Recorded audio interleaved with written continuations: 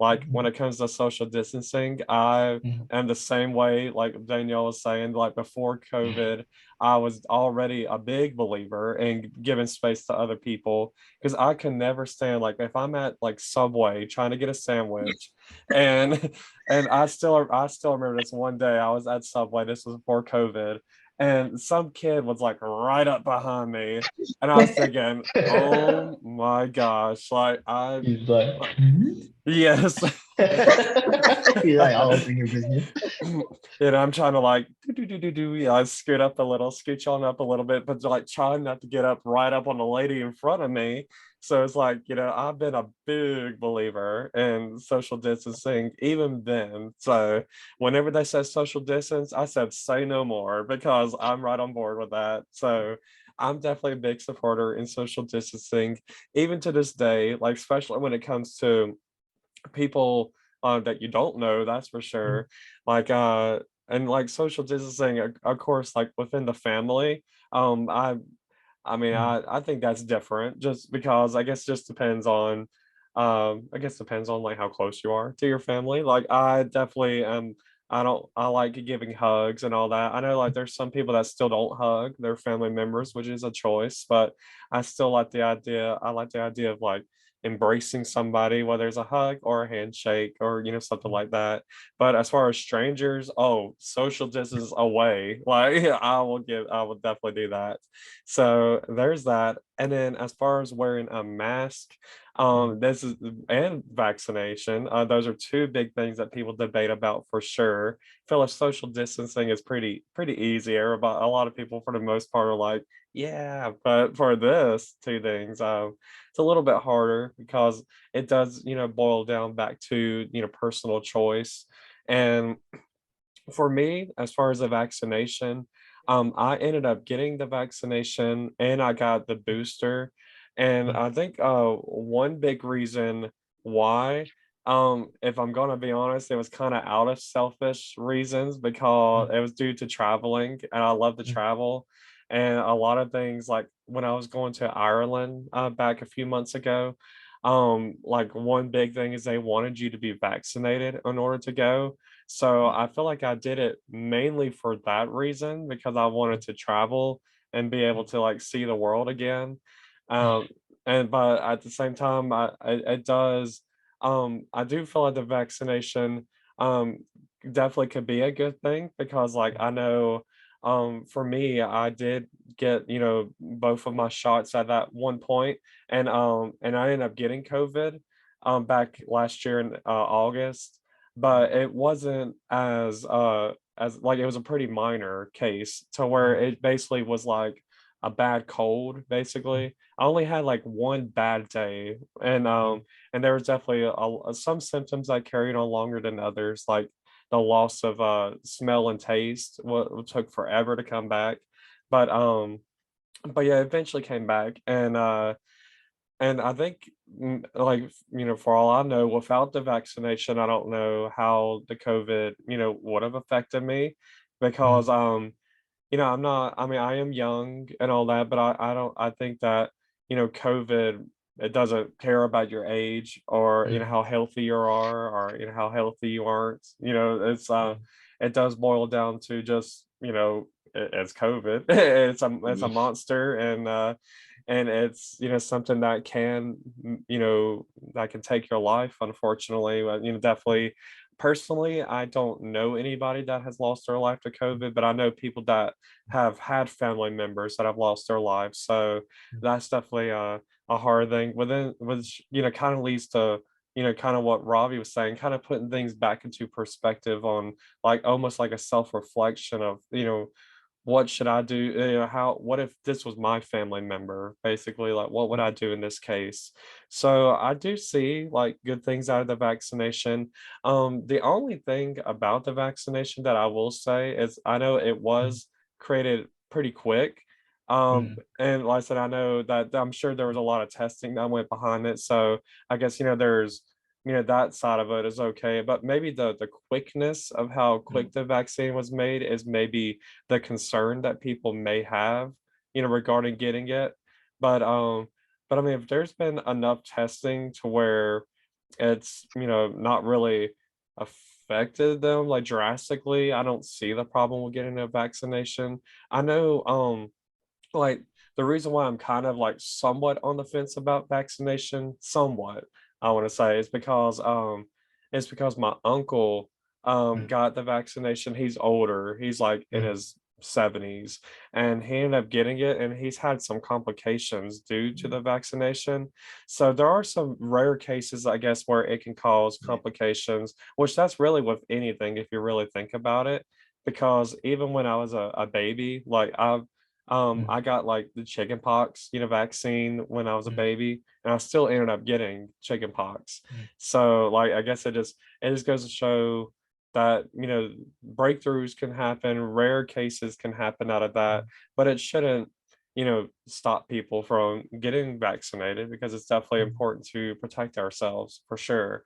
So that's the only like minor thing that I have about mm, like vaccinations that I'm somewhat against, but I'm a little bit more for getting the mm, vaccination for me personally. And then mm, when it comes to wearing a face mask, mm, um, I personally probably should be wearing it, but I do not wear it. Ever mm, since they said you don't have to wear it no more, I stopped wearing it.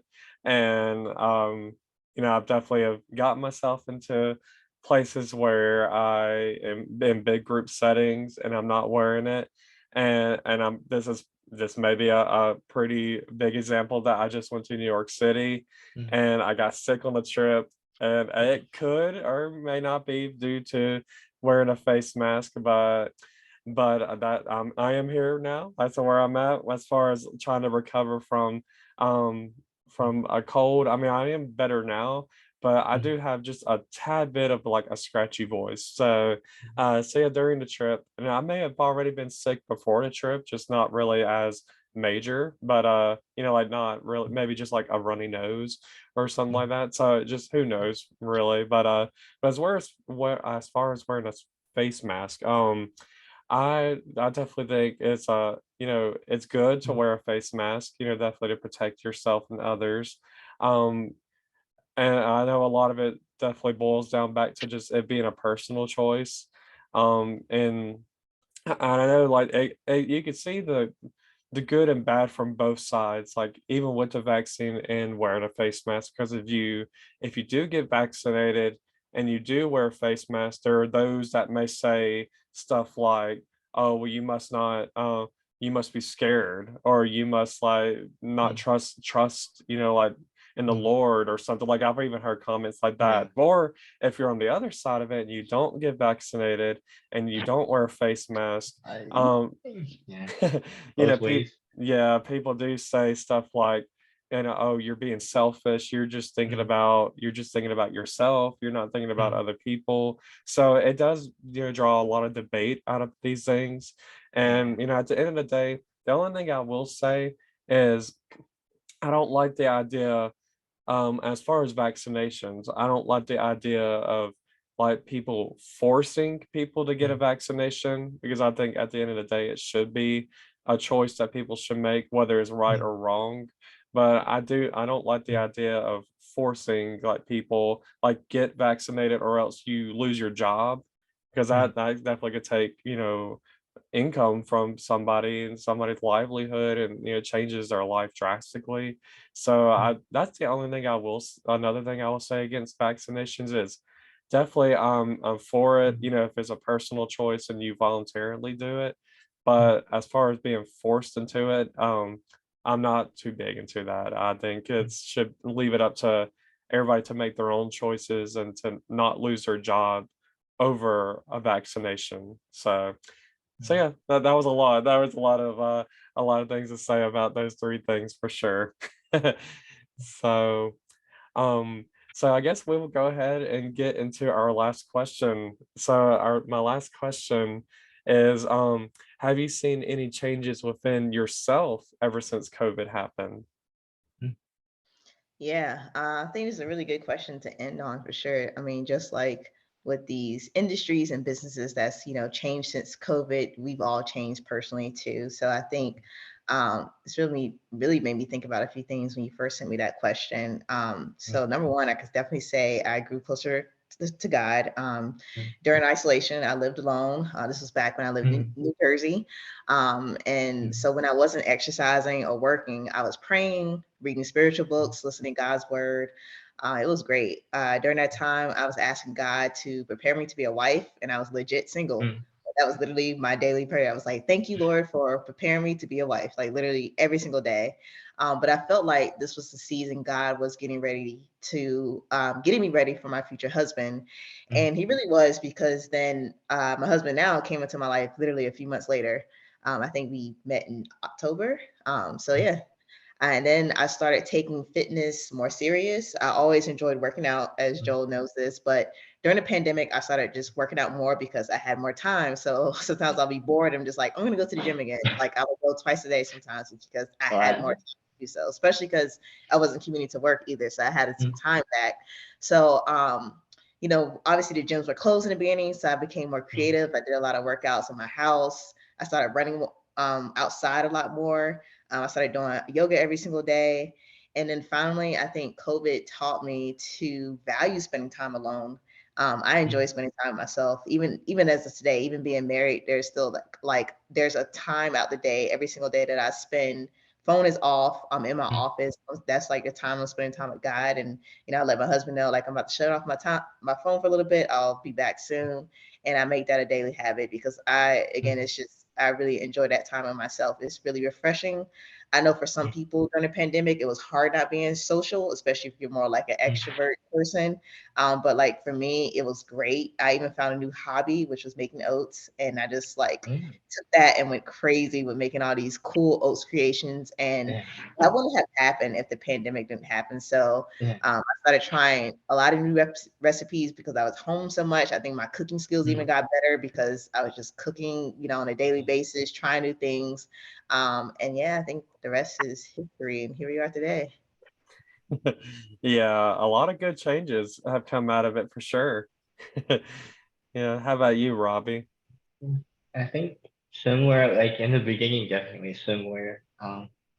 I tended to be a person like even like from college on, I'm the type of person that would end up packing my schedule to the brim. Like I either don't schedule or like it's back to back to back. And so I think when COVID first hit, it just kind of cleared out my schedule. And I was just like, what do I do with myself? And so I think I spent a lot of time like riding my bike and just there's a couple trails around where I live and I would just ride for like a couple hours. And I think it was a great change of pace of kind of what you were saying, like going from especially like living in Chicago, like like a good chunk of my day was commuting and the other half was like work, school, or not school at the time, but just work and like ministry stuff. And like I think the first couple months was like kind of a reset for me. And then of course like things ended up getting busy and as someone who helps with like the tech and like audio video stuff, it got busy as we kind of once we realized that COVID was going to be a long-term thing. Because at first everything online that we did ministry wise was like a band-aid, like just until COVID's done, we'll do more online services. And then at some point after like a couple months of COVID, we were like, looks like this might be the new normal. Like we're not going back to in person. So then it got for a while there was a season where it was just kind of packed busy again because it was how do we move everything online? How do we what equipment do we need to get? What like and I think that transition again became busy for us. Because we were kind of still worried about like we were running like more like seminar style stuff and classes and we were like, do we like how much do we do remote? How much do we try and set up like a small studio? Who's allowed to come to the studio? Who's not allowed? Do we need to check vaccines? Do we not need to check vaccines? And so a lot of times I would end up just covering a lot of stuff because I'm like, ah, don't worry, I'm close. I'll just help. So I ended up covering for a lot of everything that happened. But now that we're kind of reaching a point where people are vaccinated, things have kind of died down, relaxed, we're letting a lot more volunteers come in. So I think for me it wasn't like it's kind of up and down a lot. Really relaxed in the beginning, got really, really busy in the middle where we were just, and now it's kind of again hitting a point of just like, I think, for me, I guess like, I don't know.